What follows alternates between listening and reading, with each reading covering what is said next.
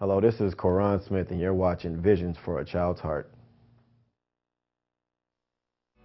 Rachel's weeping for her children. Rachel's weeping. Somehow someone's got to save them. Save the children. And if you say that love the answer, why don't we begin? Or will we just end? Hi, this is Miss Evelyn. Welcome to another segment of Visions for a Child's Heart. Today, our guest is a young man that I actually just met like 6 weeks ago. And of course, those of you who know me that know that I eagerly and quickly take young people into my heart. And so today, I have here from Los Angeles, California, Mr. Quaran, and you know what? I don't even know your last name. Smith. Mr. Quaran Smith. We call him Q. Welcome, Q. How you doing? I'm doing good. When we met, we actually met at a seminar at the end of June, and I heard you speak. We were doing small group exercises. We were several tables away, and I heard you speak, and just something in my heart said, I need to talk to him. I need to talk to him because I heard you talking about just being glad to be in an environment where people were talking about their passion, talking about their dream, and how you almost didn't show up for this and you were glad you were there. So, and then when we did finally talk, I found out that you really are one of my hearts, talking about some of your experience and upbringing. So, again, welcome, and tell me what was going on with you when we met. When we met, going to the Les Brown conference was one of them things where I really didn't want to go. I got a phone call the night before. And my aunt was like, I paid $1,000. You have to go to this thing or I'm going to waste $1,000. So I was like, well, I think you wasted $1,000. And then I was convinced into going. I went and probably had the best time of my life. It changed my life. Okay. A lot of things changed my life that day. So what changed for you that day? To see other people with a passion that it was kind of weird because I'm a person with passion and I'm not around a lot of people with it. I get around a lot of people who don't have a passion for something, and it's kind of hard. And to be in a room full of people that had a passion about something, it wasn't exactly my passion, but it was a passion about something. It made me understand that I wasn't the only one going through that. Okay. And what is your passion? Mentoring kids through sports. Kids. So that was one level of our connection. Yeah, and so you, even before we started doing the interview today, you started talking about some of the struggle that you've had. How long have you been mentoring young people? Probably about 10 years now. 10 years, and what is it that you do in the process of your mentoring? I do it through sports. I played pro sports for about 8 years overseas, and I didn't have someone to show me a lot of things, and lost a lot of money, blew a lot of money, and I learned through that process of blowing money and not having somebody to teach me how to do it, that when I started working with kids, they were like, basically, they adapted to me, they came to me. I didn't choose it, it chose me. It chose me back in like sophomore year of high school. And it went from there, and I basically, whatever sport they are into, I can basically accommodate it, go out, we talk a lot while we're doing whatever they love to do. And it's always come through sports, and it's crazy, but it works. Okay, as Larry DeAngie say, it works if you work it. What sport did you play, and where did you go? Basketball. I was all through the European cities, South America. I got to go to Italy, Spain, Germany, Brazil, Argentina. I have a couple places that, you know, I got to have a little fun. Wonderful. So you were doing your passion and enjoying it and getting paid for it. Yeah. Okay, that's what I'm talking about. How did you end up being able to play pro? And it's a different type of league. I'm not real sports savvy, so for those who do know something about it. They call it semi-pro, but it was a thing of, I went to school, great grades. I was a great player, but I was a good player, not a great player. But at academics. So in high school? In high school. So I got to go to University of Texas because of academics, and I walked on. But then at that same time, I was with somebody, and I decided, man, this school thing is not going to pay for us to have a place to live. So I left and went to the military.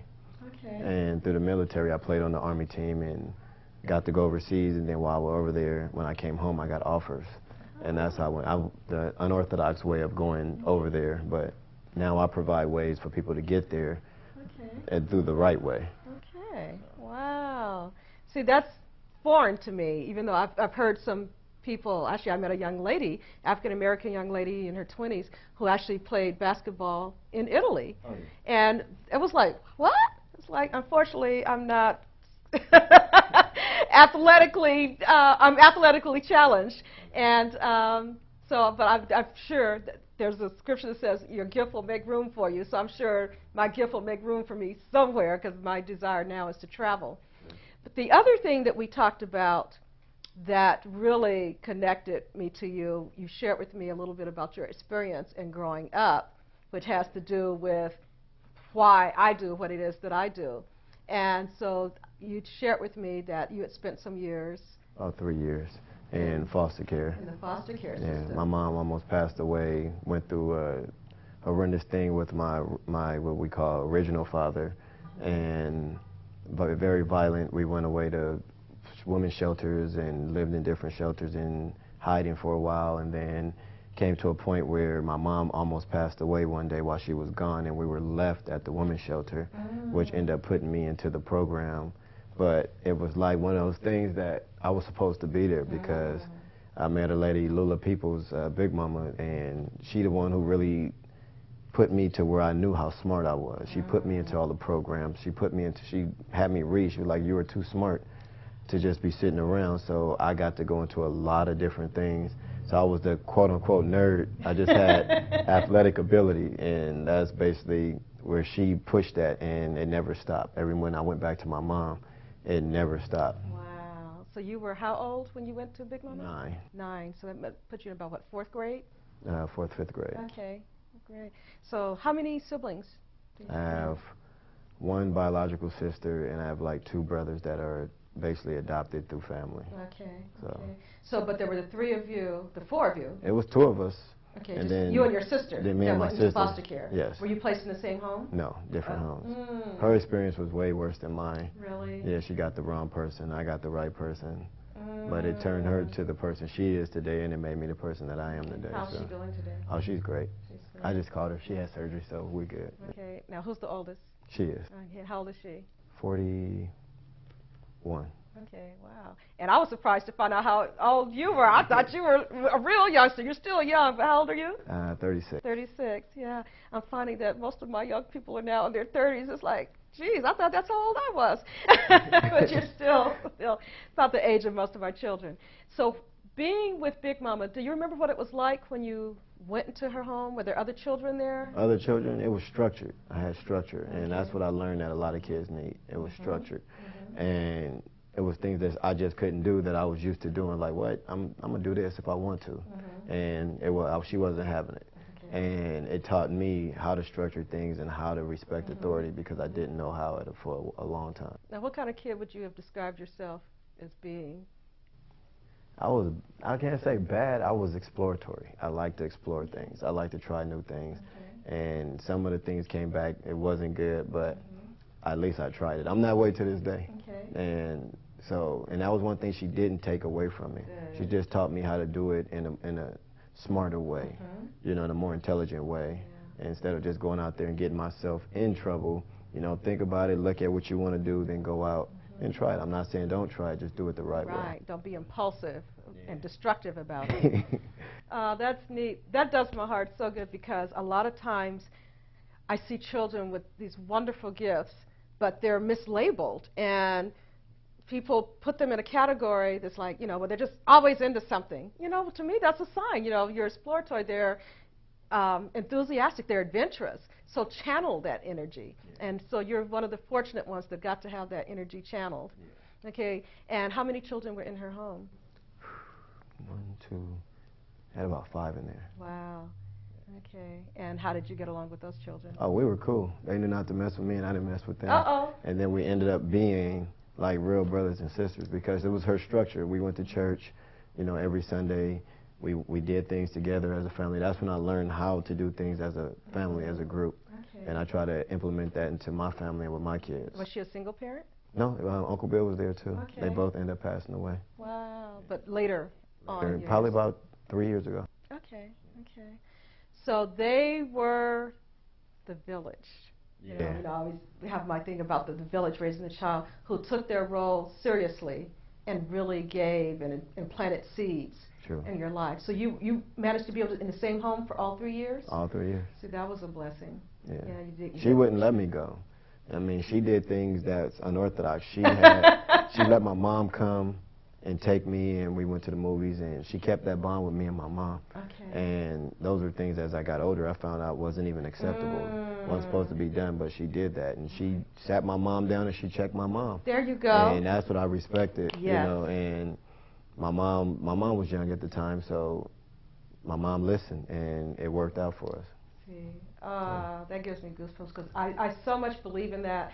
And I know that, I'm not suggesting to foster parents to not go to break the rules, but there's some things we just need to do. We need to find a way to still impart what's needed because that was something your mother needed. It's a case-by-case scenario. Mm-hmm. You know. But to have that heart and to have that compassion, because a lot of foster parents put down the biological parents and not have a clue what's going on inside their hearts.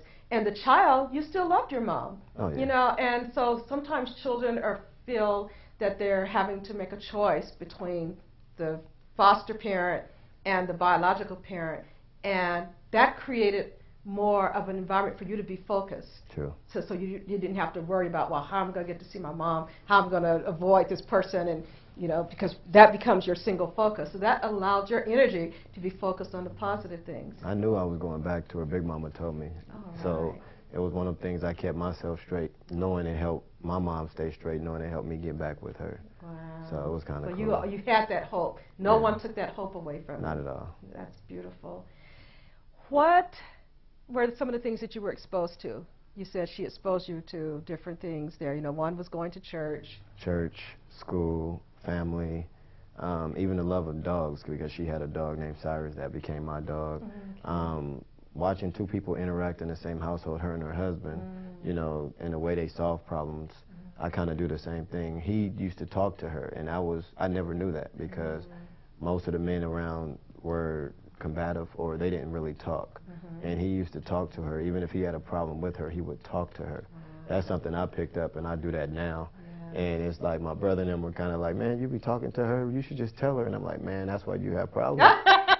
That's your problem now. That's why I don't, so yeah, so I learned a lot about dealing with, I guess, women from Uncle Bill. He was a real quiet man, but you still learned a lot from him. Wow. And I guess I was one of those kids that he took out of all the kids, and he used to keep me with him and take me with him, and that was kind of cool. That's special. You have any pictures of yourself as a child? Not with me. No, but I mean, period, because we can work that out. We can work that out, but I would like, as you're saying that, I could just see you as a young child. If you see one of the pictures, she has that picture, man, it's crazy because I look so mean, and that's my mom and her favorite picture. That's their favorite picture because they was like, you're not mean at all. Okay. And they just see me trying to be what I wasn't. And that's why my mom always like, you're not mean, So I'm just curious, do you ever see yourself in any of the young people that you work with? Yeah, my boy Yoni, we work together. Man, that's my man. Since the 9th grade to now, just to see the growth. Only thing he ever wanted was for his dad to be able to come to the games. His dad's a doctor. Okay. And they didn't believe in basketball. They're Ethiopian, and he loves it. I mean, he totally lives it, everything. He's worse than me when I was that age. I get people who know me at that age and see him like, man, that is you. Birthday is 2 days before mine. He'll have a game, let's go shoot before the game. After the game, if he has a bad game, let's go shoot after the game. He has that passion and that drive. And now, he's become like one of the best kids probably in Southern California. So you've worked with him since 9th grade? Since 8th grade. 8th grade. Yeah. He's now? Just like one of the best. He'll be a senior coming up. Okay. He actually started school today. And Okay. he had his first day today, and have a good senior year, Yanni. and he's going to see that and go crazy. And we worked hard, and just to see him where he's at right now is like me, or like even what I'm going through now. He's going to be the face on my website. you know, the face on my everything when it comes to the kids. Okay. And we do a lot of talking. One of the things I do with him is that I ask him what are the things he doesn't, you know, like about right now. And then one of them was, you know, his dad. And I said, but what would be something that you would change if you were in the same position or when you have kids? And so I make him start trying to make life decisions on what he wants to do if basketball doesn't work. And when he has kids, so choose a field that you can still live good, but you can do what you don't want for your kids. So it's, and I want to just retract. You said what he doesn't like. You said his dad. It's not his dad that he It's doesn't not his like. dad. It's his dad not being able to Involved be in that. everywhere. Yeah. Okay. Okay. And I understand that one two different ways. I didn't have a dad there, and I wanted him to be there. Okay. He has a dad there, but he wants him to be there for him. Okay. So it's you learn a lot dealing with different people. Like even though it's totally different avenues, it's the same feeling that the kid gets, Right. and that's what I'm learning. Okay. What about his personality? Because when we first started talking about it, we were talking about that. What made me ask you the question was you were talking about trying to be hard and. Oh, he like me, like one of the real me, like just everything is outgoing, smiling, laughing, joking. We don't do a lot of, I'm not a serious person. Okay. I don't think life, I've been there and it didn't get me anywhere. So now I just live life and I enjoy myself to the fullest. My kids think I'm probably the biggest kid in the house, but I love it. Good. I love it. Now, what about when you do see a young person who does have that mask or that mean mug and, you know, trying to put that hard exterior up? How do you handle that? Do you recognize? I recognize it, but like I said, a lot of it is through sports. It's like when they get on the field or they get on the court, it's what they like to do. So a lot of that hardness comes out because they're in their element, they're in their zone, they're in their, how would you put it, like they could take the mask off. It's like they in the bathroom by themselves, I could take the mask off, nobody will see me. And then when they get to playing, they forget that they're playing and they forget that they're hard. And then when you start having fun with them and you having shooting drills or dribble drills and they start having a little fun with it, all of a sudden they open up. Then once I get that opening is when I might, hey, what's up, man, you know. And that's when I take my shot at them. And it's worked. Okay. I have a question about, what about if you have a child, because I had one of each, my son that I said you remind me of, and interestingly enough, his birth name was the same as your last name, so it's like, how did I forget that? I think I blocked it. But he was the athletic one. Basically, he was artistic. I'm not one that was gung-ho over sports, but I, you know, appreciate the ability.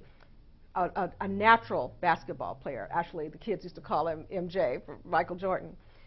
He was very athletic, outgoing. My other son wasn't athletic, but was creative in other ways. For someone, especially with our young men who are looking for a place to fit in and give them a sense of empowerment or respect, what would you say about dealing with a young person who really doesn't have that athletic drive? That's when you have a sit down with him and you find out what he does like.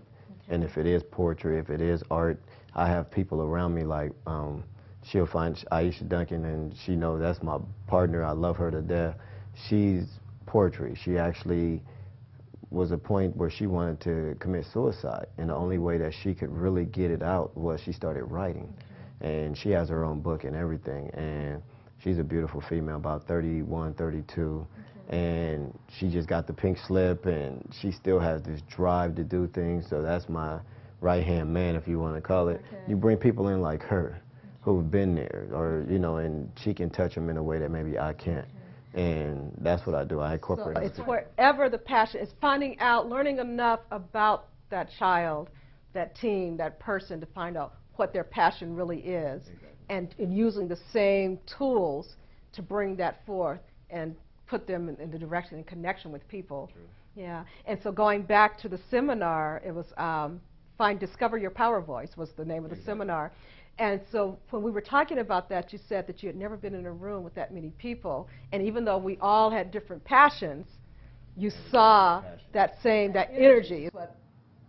Yeah, and that makes you want to go further because it's like, man, if these people have this passion and they can do it, why would I give this up?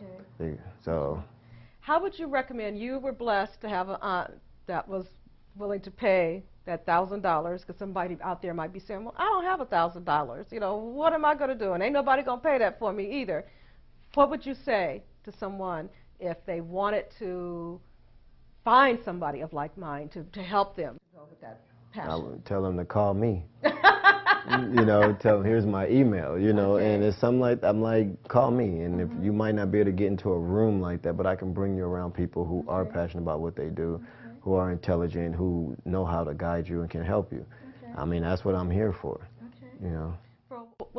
We could do this right now. We can give your email address, and perhaps we can put it on the screen. You can tell the audience what your email address is, and they also know that they can contact me at missie@forachildsheart.org. And actually, I'm going to post this part of this conversation on our website so that they can still contact you as well, because there might be some young people who say, you know, it's a cool dude. I might want to chat with him. Oh, yeah, mine is virtual energy with an I, virtualinergy @yahoo.com. Email me anytime you want. I do respond. Might be a day later, 2 days later, but I do respond, and I enjoy it. So. And what I admire about you, not only do you respond, you keep your word, you initiate. Because usually when I meet someone and I pass on information, either I'm the first one to connect or I never hear from the person. And I think the week after we met, I didn't come to the office for a week, so I hadn't even checked my email, my voice messages. You called me 3 times, and it's like I was embarrassed. I said, uh-oh. But when we connected, it's like, you know, I said, I'm going to email you. You responded to the email, and I like that. That shows sincerity. And I think one of the things that our young people and adults as well, if there's something that you want to do, and if it doesn't happen immediately, still push forward. Still, it didn't work this time, check it off and say, I'm going to go back to it. Don't give up. Hold on to your dreams. Never let go. Follow your heart. And that's what I see in you. And I really admire that. And I know we're going to do some great things together. Oh, yeah, that's what I believe in. A lot of the things, the last thing, if anything else I say, a lot of us need stability. And they need somebody to say, I'm going to do this. And when they do say they're going to do that, they do it. And that's what it took for me. When somebody said they were going to do it, I expect you to do it. Because if you ask me to do something, I'm going to do it. And I don't accept no less. So I'm even like that with kids. If you want me to work you out, you have to give me 100% or don't come work out with me. And that's just how I work. So we're talking about accountability, we're talking about trust, and we're talking about drive. And that's what all of us need. Yes. Wow. So we're about to wrap up. Is there anything else you would like to say to our young people, especially those who find themselves separated from their family of origin or their biological parents, and the adults that are working with them? What would you like to leave with a closing word? Whatever situation you are in, make it work for you. Don't fight against it, because it might be where you need to be. A lot of kids think because they're placed here that they want to be here, so they fight where they're at. And where they're at can actually be where they need to be.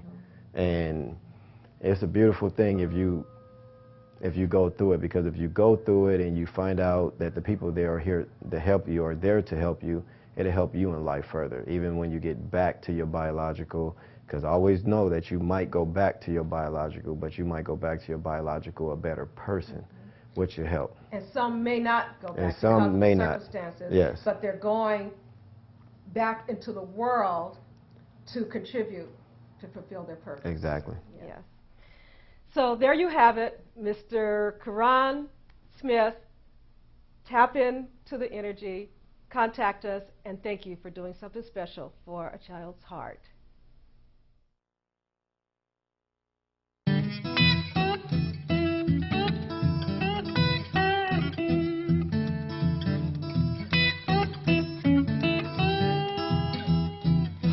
I want to thank you every morning before I open up my eyes. I want to thank you for the sunshine and the clouds in the sky. I just want to thank you. I want to thank you every day, yeah. I want to thank you for your love. Oh, that's all I really want to say.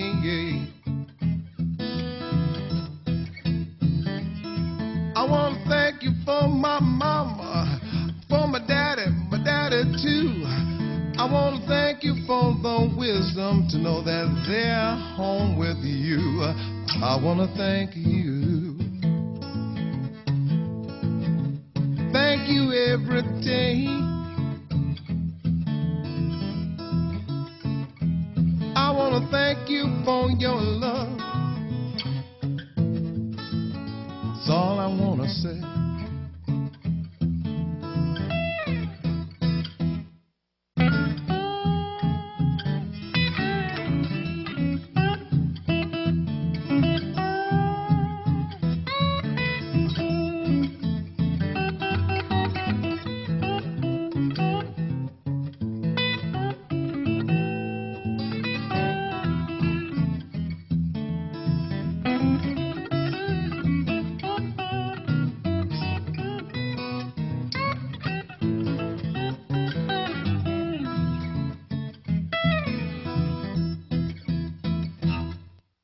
Thank you for the light that shines deep down in my soul. It helps me to see the good in folks, rich, poor, young, and old. I just want to thank you. Thank you every day. Well, thank you for everything. That's all I really want to say. Well, I just want to thank you. I want to thank you. Just want to thank you. I want to thank you. Yes, I want to thank you. I just want to thank you. Thank you for everything. Thank you, thank you. Well, how can I say thank you? Gonna thank you. How can I say it? Wanna thank you. Can I thank you? Thank you.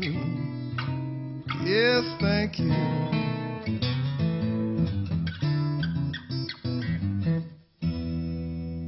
Thank you.